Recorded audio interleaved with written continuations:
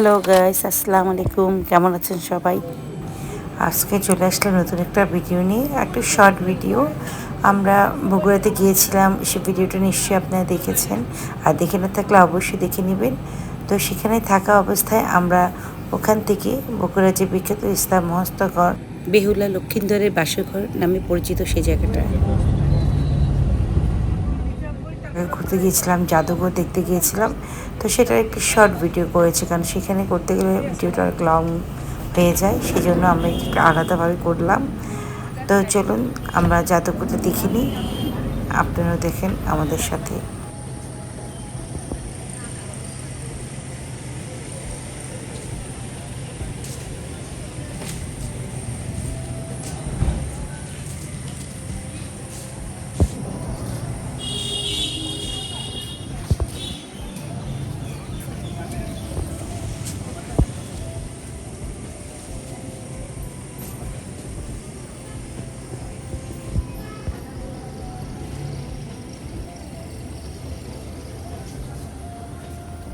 ভিতরে প্রবেশের জন্য আমাদেরকে টিকিট লিখেছিল, আর টিকিট মূল্য ছিল 20 টাকা পার পারসন।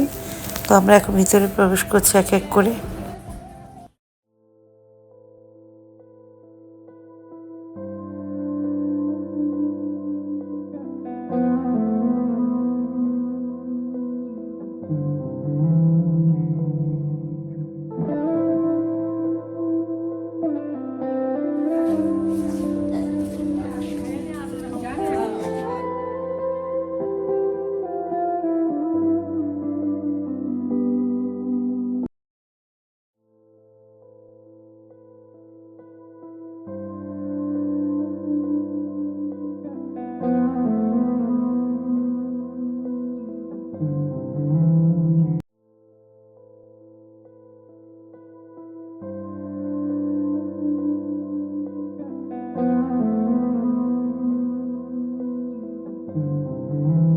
জাদুঘরের বাইরের এই বাগানটা অনেক সুন্দর ছিল, খুব সুন্দর করে গাছগুলোকে ছেটে বিভিন্ন ডিজাইনে করে রেখেছিল, দেখতে খুব সুন্দর লাগছিল।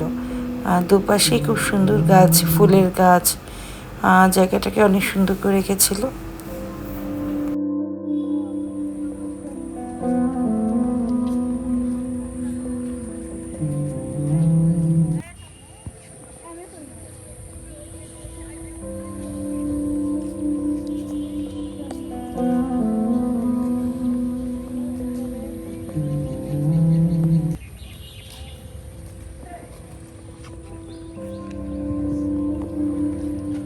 ভিতরে ক্যামেরা অ্যালাউ ছিল না, সে কারণে ভিতরটা দেখাতে পারলাম না।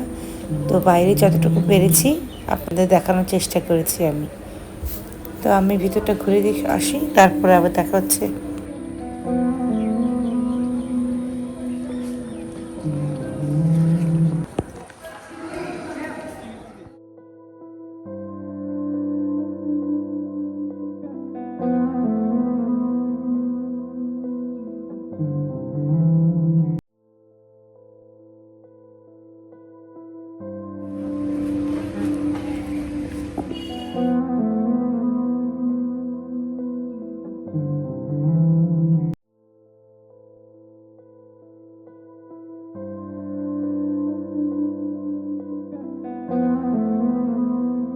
রাস্তার ওপারেই আছে আরেকটা দার্শনিক স্থান, ওটা গোবিন্দ ভিটা বলা হয়ে থাকে।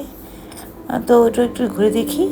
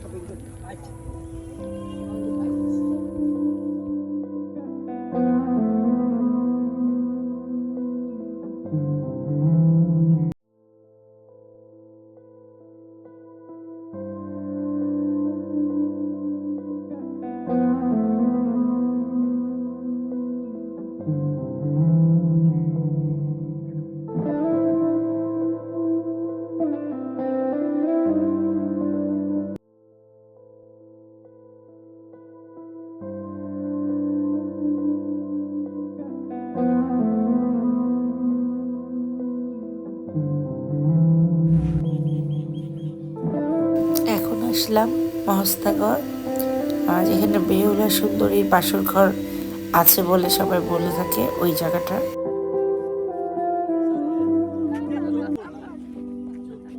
এখানে যে সাইনবোর্ডটি আছে সেখানে লেখা আছে এটা হচ্ছে গোকুল মেদ বা বেহুলা লক্ষিন্দরের বাসর ঘর নামে এই জায়গাটা পরিচিত। এই প্রত্নস্থলটিতে 1934 থেকে 36 সালে একটা প্রত্নতাত্ত্বিক খননের ফলে 172টি বক্র সম্বলিত 13 মিটার উঁচু একটি মঞ্চের ধ্বংসবিশেষ পাওয়া যায় এবং একটা নরকঙ্কাল পাওয়া যায়। তারপর সেন আমলে খ্রিস্টীয় 11-12 শতকের দিকে এই ধ্বংসাবশেষে একটি বক্রাকৃতির শিব মন্দির তৈরি করা হয়।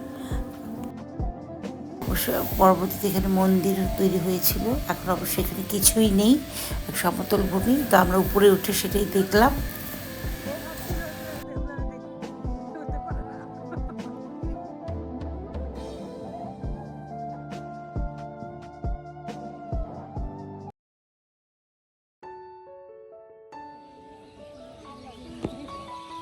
সুন্দর সুন্দর ভিডিও পেতে চাইলে অবশ্যই সাবস্ক্রাইব করে রাখবেন চ্যানেলটা।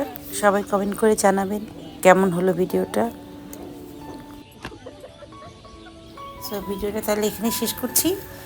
সবাই ভালো থাকবেন, সুস্থ থাকবেন। দেখা হবে নতুন একটা জায়গায়, নতুন একটি ব্লগ নিয়ে। সবাই ভালো থাকবেন। আল্লাহ হাফেজ।